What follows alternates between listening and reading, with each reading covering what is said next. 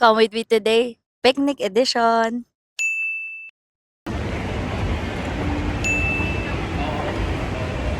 So hi guys, we're on the way sa Manila. First sa SM Manila kasi bibili muna kami ng mga food and then punta kami Intramuros kasi it's a picnic day for Ara and Mickey. Right.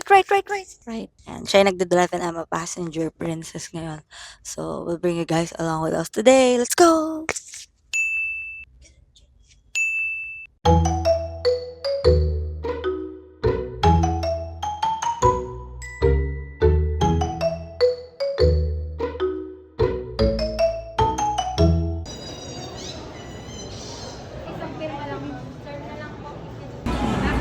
Diba yung Greenwich, bibili lang kami ng kakain namin sa aming picnic.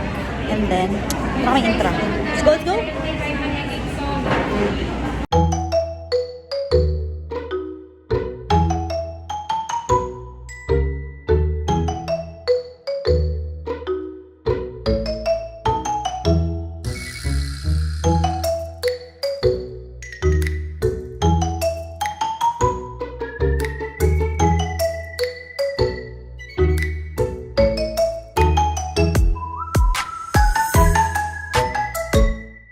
So we're here in Intramuros and we found a spot para mag-picnic date kami. Look! Wow! So mag-aayos na lang kami. And let's go!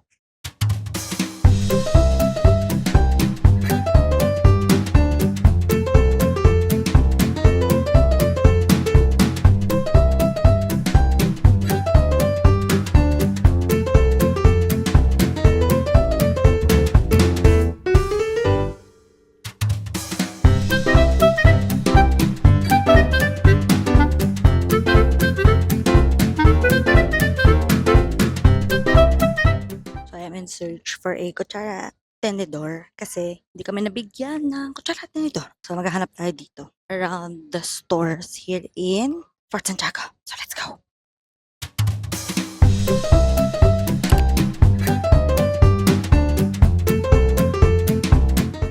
So I now got the spoon and fork. And thank you kay ate sa Manila Canvas kasi hindi niya pinabayaran. Kahit nag-insist ako na bayaran. Thank you so much ate. Balik lang tayo dun sa picnic spot and then kain na tayo. Let's go! Bakit ka galit? Smile!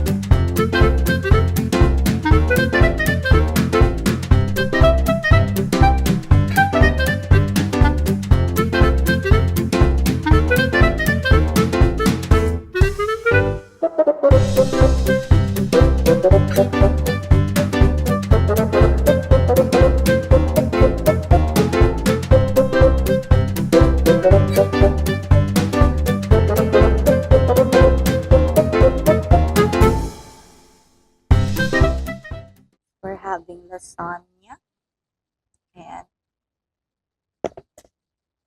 first bites.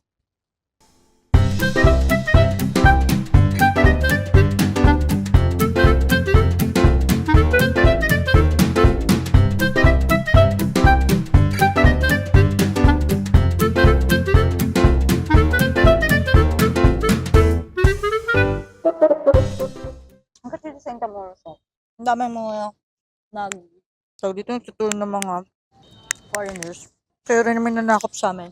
Uy! Hi! First time ko sa part na to ng Intramuros kasi usually doon lang ako sa mga parts na bandang Mapu. Ano spill dito. Pero yun, doon sa mga Mapua, ganyan. Kaya nag-iikot-ikot kami ngayon.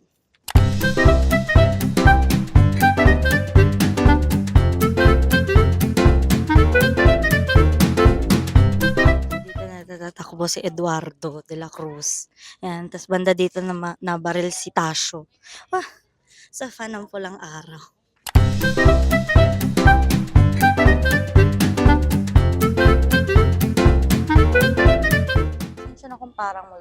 Pero ayun, galing kami sa loob ng Fort Santiago at merong isang matapang na tao dito na ayaw pumasok. Kahit gusto ko naman, sa dungeon.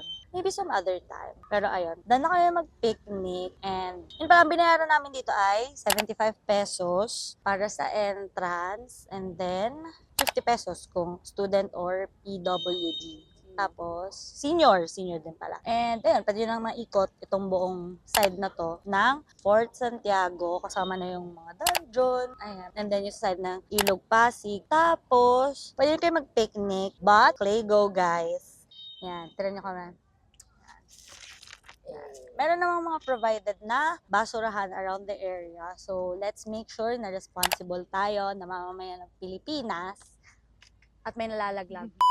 Sabi ko, responsable nga eh. Ayun, be responsible lang na mamamayan ng Pilipinas para happy and nape-preserve natin yung mga pinaghirapan ng mga ninuno natin. Ayun, maghahanap na lang kami ng gagawin and dadalhin pa rin namin kayo.